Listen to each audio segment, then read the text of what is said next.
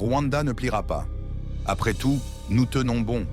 Il existe une terre où les cendres criaient plus fort que les rêves, où le sang a irrigué le sol et le silence a enseveli les cris. Mais des ombres du chagrin est née une étincelle trop vive pour mourir. Un peuple qui a choisi de se lever alors qu'il ne connaissait que les larmes. Nous sommes ce peuple, nous sommes ce feu, forgé dans la souffrance mais refusant de plier, forgé dans le deuil, mais porté par la grâce. Non par pitié, ni par hasard, nous n'avons aucune mémoire de la reddition, mais par choix, par vérité et par une volonté inébranlable. Notre rythme est celui de la résilience, encore et toujours. Le Rwanda ne pliera pas, ni devant la pitié, ni devant la pression, ni devant le passé. Nous ne sommes pas ce qui nous est arrivé, nous sommes ce que nous choisissons de devenir. Le Rwanda ne pliera pas, ni devant la peur, ni devant les langues étrangères, ni devant le poids de l'histoire. Le feu qui nous a formés, le monde a dit que nous n'y arriverions pas. Ils ont regardé une nation s'effondrer en fumée, en tombe et en silence. En 1994, le génocide contre les Tutsis a brisé plus que des vies. Il a déchiré l'âme d'un peuple. Plus d'1 million de vies en 100 jours. Mais les mains qui ont enseveli les morts allaient bientôt commencer à construire. Les mêmes bras qui portèrent la douleur ont porté des briques d'espoir. Et les cœurs brisés par la perte ont recommencé à battre, non pas de haine, mais de sens. Nous n'avons pas été sauvés. Nous nous sommes sauvés nous-mêmes. Guidés par ceux qui ont refusé de plier depuis 1994 jusqu'à aujourd'hui, non pas par soif de pouvoir, mais par devoir de sens. Une renaissance par choix.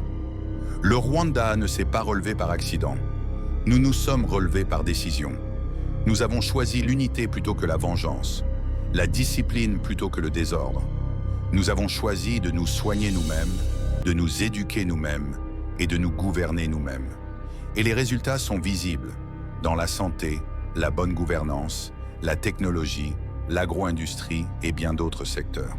Par-dessus tout, les Rwandais jouissent d'une paix et d'une sécurité incomparables, non héritées, mais construites, défendues et vécues avec dignité. Voilà à quoi ressemble l'autonomie. Voilà ce que signifie la dignité nationale. Le devoir sacré de chaque Rwandais. Mais le progrès n'est pas un trophée, c'est une torche. Et elle brille davantage lorsqu'elle est transmise de cœur à cœur, de main à main, de génération en génération. Écoutez donc, fils et filles du Rwanda, ce pays n'est pas un cadeau, c'est une responsabilité. Personne ne protégera cette terre à notre place. Personne ne se lèvera pour le Rwanda, sauf les Rwandais eux-mêmes. Aucun sauveur ne viendra. Nous sommes les gardiens, nous sommes les héritiers, nous sommes la réponse. Ne nous laissons pas distraire par les murmures, ni blessés par des mythes étrangers. Soyons disciplinés dans la vérité, loyaux dans notre mission et fidèles dans notre sacrifice. À nos partenaires du monde, au monde entier, nous ne demandons pas la pitié. Nous demandons un partenariat sincère. Nous n'échangeons pas notre indépendance contre des applaudissements.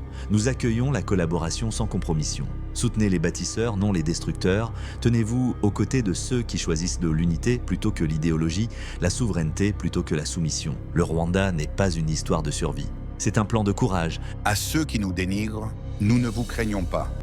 Alors que nous célébrons 31 ans de résilience, méfiez-vous. Les ennemis de la vérité parleront. Ils chercheront à diviser, souffleront des mensonges ethniques et tenteront de ressusciter les fantômes de l'idéologie génocidaire. À eux, nous disons, vous n'y arriverez pas. Vos outils sont rouillés, vos ombres s'affaiblissent. Vous parlez du passé, mais nous vivons le présent, unis, éveillés, indestructibles. Chaque insulte nous rend plus fermes. Chaque menace nous rend plus lucides. Nous avons vu l'abîme, nous avons traversé le feu. Et malgré tout, nous sommes debout. Comme l'a dit son Excellence Paul Kagame en 2020, nous ne sommes pas un peuple que l'on peut menacer. Nous avons vu pire, qu'ils essaient. Le Rwanda ne tremble pas face au bruit. Nous sommes façonnés par notre mission. L'univers soutient toujours ceux qui refusent de plier. Il existe une vérité aussi ancienne que le temps. L'univers se tient aux côtés de ceux qui se tiennent debout, pas les plus bruyants, pas les plus fiers, mais les plus constants, les fidèles et les disciplinés. Nous ne nous sommes pas relevés par hasard, nous nous sommes relevés parce que les vents quantiques répondent à ceux qui choisissent la dignité. Lorsque nous avons choisi la vie, l'univers s'est aligné.